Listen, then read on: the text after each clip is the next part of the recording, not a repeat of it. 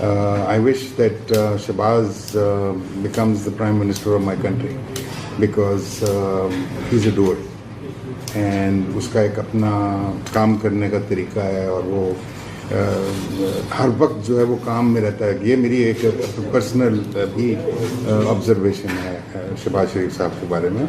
मैं कई दफ़ा उनकी वेरियस कमेटीज़ के अंदर शामिल होता रहा हूँ। सुबह 6 बजे भी हम डेंगी के लिए जो उन्होंने शुरू किया था एक ज़माने में कि डेंगी किस तरह ख़त्म करनी है, और मैं समझता हूँ कि जितनी तेज़ी से डेंगी उस ज़माने में लाहौर के अंदर ख़त्म हुई थी या कम से कम हो गई थी, वो only because of mister Shahbaz Sharif and his go for it कि इसको ख़त्म करना है, यू नो।